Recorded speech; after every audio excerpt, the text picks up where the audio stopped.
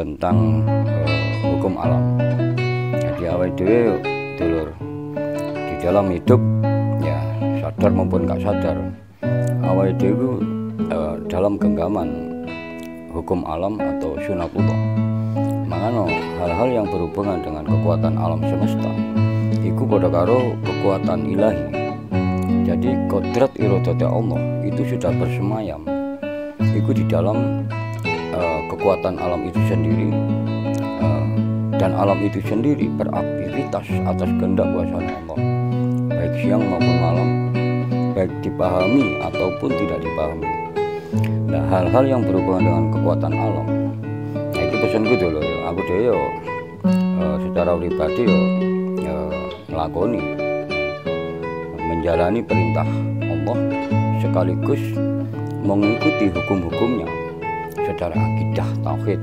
Nah, makanya hukum alam kalau dibedah lewat akidah tauhid, nah, yang berhubungan dengan sirdat dan sifat Allah.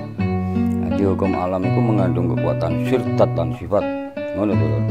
Nah, awake dhewe kabeh jangan sekali-kali ya melawan hukum alam itu sendiri. Nah, yang berhubungan dengan sunatullah, yang berhubungan dengan kehendak kuasa Allah. Apa sih nggak boleh dilawan ya. Jadi caranya awake dhewe itu mengikuti akidah atau hukum-hukum yang telah diterapkan oleh Allah di dalam alam semesta ini. Nah, itu sudah terangkum di dalam akidah tauhid dulu. Jadi Allah sendiri tidak bisa dilawan oleh hamba-hambanya atau makhluknya, apapun bentuk makhluk itu, nah, khususnya berupa manusia. Nah, jadi kehendak kuasa Allah jangan dilawan dulur. Yang sudah termaktub di dalam alam semesta itu sendiri, baik dipelajari maupun tidak dipelajari, dipahami maupun tidak, namanya hukum alam itu berhubungan dengan sunatullah, kehendak kuasa Allah yang membawa kekuatan daya kodrati yang sangat tidak bisa dilawan oleh manusia. Jadi yang sangat tinggi. Jadi kemampuan manusia tidak bisa melawan hukum alam. Contohnya ini dulu, dalam proses kehidupan, ya, baik secara ilmiah maupun spiritual, awake dhewe kenapa kok gak iso melawan hukum-hukumnya, hukumnya Allah. Nah, nek awake dhewe ingin mengenal Allah, nah, pelajarilah lewat ilmunya. Contoh lewat ilmu teknologi, ilmu fisika, ilmu geografi, ilmu kimia, ilmu sejarah, budaya, tradisi, ilmu arkeologi, geologi dan seterusnya. Nah, dulu. Jadi pengenalan terhadap Allah itu harus didekati lewat ilmu. Nah, sehingga kita akan menemukan hikmah dari ilmu itu sendiri. Nah, dulu. Jadi Allah jangan dilawan dengan nafsu, tapi dekatilah dengan ilmu. Dan menungso untuk ada hamba-hamba Allah mendekati Allah, ingin mengenal Allah dengan nafsunya, nafsu syahwat pribadinya, dipastikan hancur. Di dalam sejarah telah dibuktikan oleh Kanjeng Nabi Musa dulu. Nah, ini kisah riwayatnya para nabi-nabi. Contohnya ya Nabi Musa itu mau karena ingin mengenal Allah dengan nafsu syahwat pribadinya, sehingga hancurlah dia. Jadi Allah tidak bisa dilihat dengan mata telanjang atau dengan nafsu syahwat pribadi. Nah, kalau ingin mengenal Allah, kenalilah lewat ilmunya, nah, lewat tauhid rububiyah. Nah, prosesnya dulu harus pengenalan lewat ilmu hikmah. Nah, dengan cara bisa ditempuh lewat ilmu teknologi yang berhubungan dengan alam semesta. Nah, benar dulu. Nah, itu dari sisi alam makrokosmosnya. Jadi kenalilah Allah, dekatilah Allah dengan ilmu atau hikmah. Nah, bisa lewat teknologi, bisa lewat budaya, tradisi, bisa lewat sejarah, bisa lewat ilmu geologi, kimia, fisika, arkeologi dan seterusnya. Disitulah pengenalan sekaligus pendekatan terhadap Allah secara ma'rifatullah. Sehingga bentuk pengenalan itu sendiri, nah, itu berupa rasa syukur, rasa kesadaran yang tinggi, Sehingga di balik rasa kesadaran dan rasa syukur yang tercipta di dalam jiwane sampean kabeh, disitulah klimaks dari suatu puncak pengenalan. Nah, karena apa? Allah tidak bisa dikenal dengan akal manusia, apalagi nafsunya. Nah, tapi cara mengenal kepada Allah harus melalui ilmu hikmah, ilmu kesadaran. Itu ilmu hikmah yang dilandasi kesadaran spiritual tingkat tinggi. Nah, disitulah proses pengenalan terhadap Allah. Yang dimaksud Allah tidak bisa dilawan dengan syahwat manusia, nafsu manusia secara pribadi. Tapi dekatilah Allah dengan ilmu hikmah, ya, yang berhubungan dengan akidah agama itu sendiri. Nah, nanggene dulu, itu prosesnya penempaan lewat penggemblengan lewat tauhid murni. Darah ilmu tauhid murni, ya insya Allah sampean kabeh iso mendekati Allah sekaligus mengenal dengan hikmah-hikmahnya. Itu secara makro dulu. Secara mikro yang berhubungan dengan manusia. Nah, di alam semesta itu darani makrokosmos. Nah, alam cilik ya itu mikrokosmos. Ya awake dhewe target sasaran. Awake dhewe dikon mengenal Allah.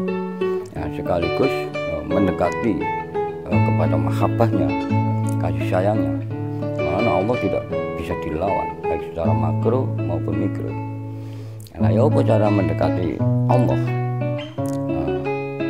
dalam dimensi alam mikro? Nah, makanya ada belajar mengenal diri sendiri dulu.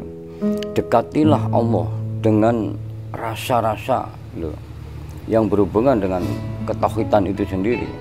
Contohnya rasa syukur, ya, dengan kesabaran yang tinggi, rasa ikhlas dengan kesabaran yang tinggi. Nah, nanggono dulur, kita bisa mendekatkan diri kepada Allah sekaligus mengenal secara ma'rifatullah. Nah, nanggono dulur. Jadi pengenalan terhadap Allah tidak bisa dikenal dengan nafsu syahwat pribadi. Nanggono bertentangan sekali dengan hukum-hukum Allah, karena Allah tetkang maha suci, maha luhur, ya, maha terpuji, maha tinggi, maha agung dan seterusnya. Sehingga Allah tidak bisa didekati dengan nafsu pribadi manusia yang berhubungan dengan syahwat, amarah, lawamah, syuhiyah. Ya, tapi kemungkinan besarnya apabila hamba-hamba Allah mengenal atau telah menempa dirinya, menggembleng dirinya yang bertumbuh di atas nafsu mutmainah, nah itu ada kemungkinan besar bisa mengenal Allah, ya, dengan niat tujuan yang suci. Nah, nanggono itu mengano hukumnya Allah secara makro jangan dilawan, dan secara mikro juga nggak bisa dilawan siapapun orangnya. Ya, makanya dewe ya, dalam proses belajar ilmu tauhid jangan sekali-kali awake dhewe melawan hukum Allah baik secara makro maupun mikro. Nah, secara mikro apa yang tidak boleh dilawan? Contoh, awake dhewe melawan diri sendiri dengan nafsu pribadi syahwat sendiri, mengandalkan syahwat nafsu pribadi. Nah, di sisi lain ingin mendekati kehendak kuasa Allah, berjalan dan bertumbuh di atas kehendak kuasa Allah. Di sisi lain awake dhewe nabrak nafsune dhewe, nah, sing dibalut amarah lawamah syuhiyah.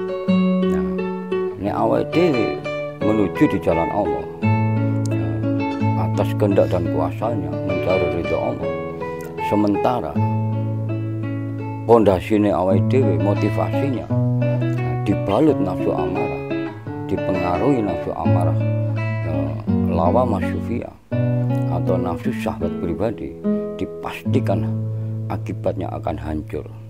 Contohnya kaya Kanjeng Nabi Musa ingin mendekati Allah atau melihat Allah secara mata telanjang yang didominasi oleh syahwat pribadi, yang seakan-akan sudah menjadi orang yang paling hebat sebagai nabi. Nah, ngono dulu sejarah itu dia berkiblat atau nyuplik kisah riwayat Kanjeng Nabi Musa. Nah, saya kira dia belajar mengambil hikmah dari kisah riwayat para nabi. Nah, makanya saya kira belajar meningkatkan kesadaran spiritual tingkat tinggi, dilandasi rasa syukur dan kesabaran yang tinggi.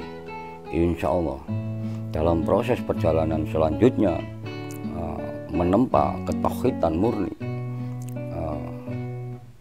kemungkinan besarnya ya, awake sebagai hamba mengharap keridhaannya, mengharap mahabbahnya, insya Allah cepat atau lambat Allah akan menurunkan apa yang kita kehendaki.